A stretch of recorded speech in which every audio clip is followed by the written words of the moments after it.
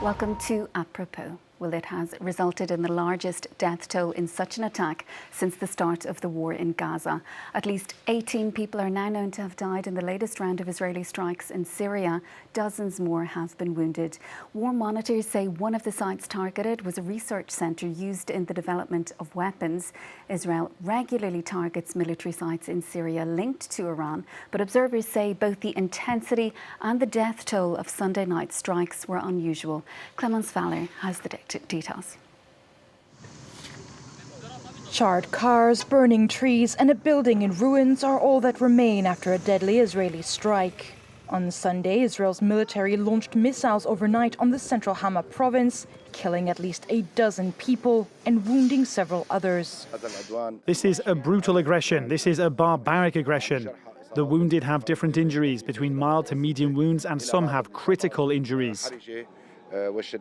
Since 2011, Israeli bombings in Syria have mainly targeted army positions and Iran-backed fighters. However, while Tel Aviv rarely comments on strikes, it has repeatedly said it would not allow Tehran's presence to expand in the country. The Syrian Observatory for Human Rights, a UK-based war monitor, said Sunday's attacks targeted sites where alleged pro-Iran groups and weapons developers were stationed, including a scientific research area in Masyaf.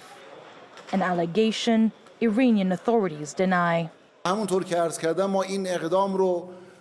We strongly condemn this criminal attack by the Zionist regime on Syrian soil. We believe that the time has come for the supporters of the regime to stop arming the regime.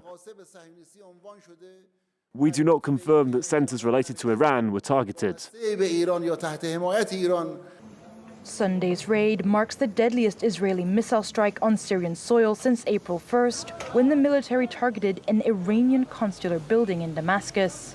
The attack killed several senior Iranian commanders, including one of the country's top generals. Syria has sought to stay out of the Israel-Hamas conflict, whose fallout has raised fears of a broader regional war.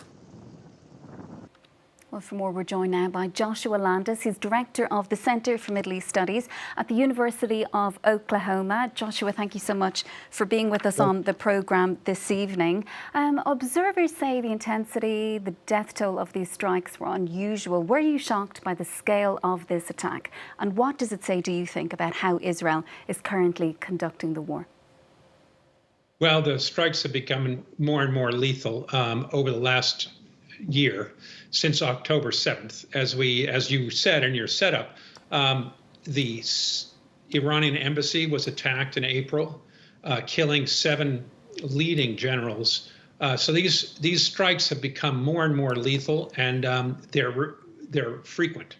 So this is not a terrible surprise, although this is by far the biggest death toll, and Syrians have begun to suffer tremendously under this constant drumbeat of strikes from Israel. And how is Israel framing this attack, so to speak? It says it doesn't want an escalation in regional hostilities, but some might say it almost seems to be actively seeking to escalate tensions as Netanyahu comes under increasing pressure at home. Well, it is, Israel has been able to bomb Syria at will. The Syrian regime is extraordinarily weak. And as we've seen, Iran has been reticent to escalate. It doesn't want to get into a big war, especially a war in which Israel would have the excuse to bomb Iran. Because as we've seen, Israel's Air Force, which is supplied by the United States, top technology and top fighters, is far superior to any regional air force. And Israel will always win in a battle that escalates like this. Iran seems to be convinced that it wants to stick to low-grade guerrilla warfare using non-traditional militias such as Hezbollah, non-state militias such as Hezbollah and so forth, and the Houthis in Yemen. And that's the ground in which Israel is the weakest. And so Iran, I suspect, will stick to those. And Israel would like to escalate because then it moves into a territory where Israel is by far dominant and can really do some major damage to Iran.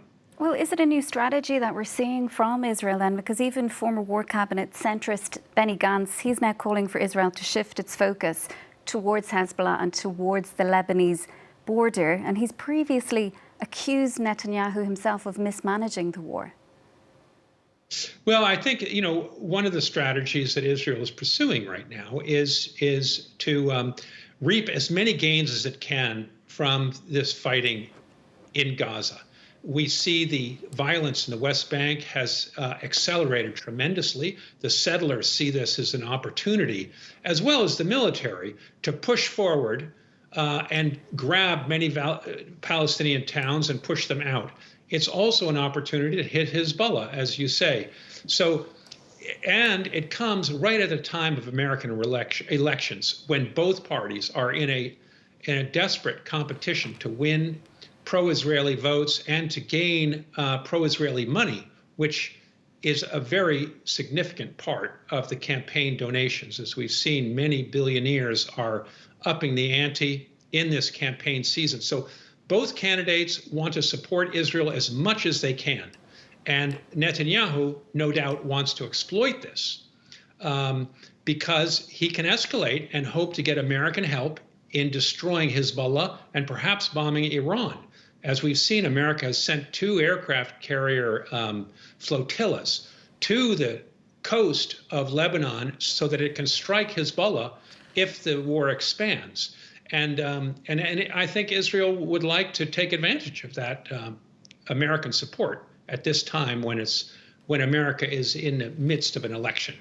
Yeah, and Israel has long tried to counter Iranian influence in the wider region. Is this a realizable ambition for Netanyahu?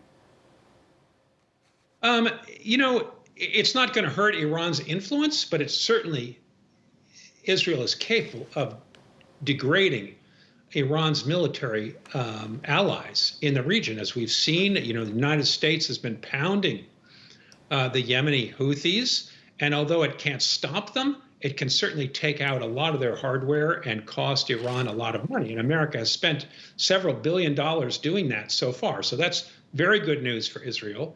With Hezbollah, of course, Lebanon is an extraordinarily weak position.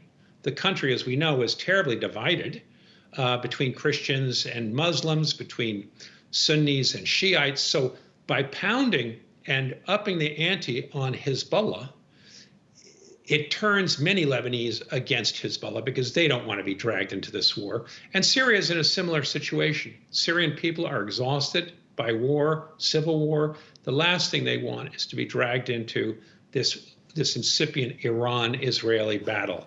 So by upping the pressure, I think Israel can degrade Iran's forces, and it can turn the region into chaos, dividing countries deeply as the pain increases. And Joshua, you're joining us this evening from the US. Joe Biden, he's expected to be meeting top advisors to discuss a ceasefire deal for Gaza. But where do hopes currently stand of reaching such an agreement? Israeli negotiators are said to believe that chances are currently close to zero, according to sources in Israel. The US also seems pessimistic, despite these plans for Biden to meet with senior advisors. Well, it does seem that the pessimism is warranted. President Biden has been saying that a deal is close for several months, more than several months now, and that it's imperative that we get to a deal. But he continues to send billions of dollars of military hardware to Israel in order to carry out its war. And Prime Minister Netanyahu has made it very clear that he wants a total victory. Sinwar, the leader of the Hamas, is still alive and in the trenches.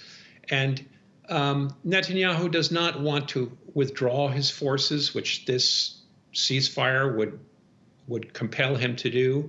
And it would leave Hamas some Hamas members still alive. And he wants to kill them all and destroy them, have total victory over the Palestinians, who would then be prostrate in front of Israel. So for Netanyahu, it makes no sense to stop, particularly as he has full American support in his military effort.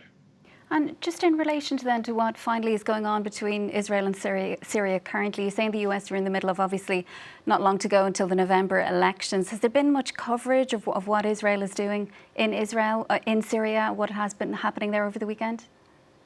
You know, Syria has really fallen off the edge of the world, at least coverage of it. You know, the UN has stopped many of its humanitarian efforts in Syria. The aid, it doesn't have sufficient money for aid. The United States followed suit, and so has much of Europe. They have stopped and cut back, way back, on their humanitarian aid to Syria. So Syria continues, the economy continues to contract, the people are suffering terribly, and yet it's not being covered because Gaza really has sucked most of the oxygen out of the room, and so is the war in Sudan and the continuing war in Yemen. So Syria has really not gotten a lot of coverage. OK, Joshua, we'll have to leave it there for now, but thank you so much for joining us in the programme this evening. That's Joshua Landis, Director of the Centre for Middle East Studies at the University of Oklahoma. Well, that is it from us for now. Do stay with us, though, for more world news.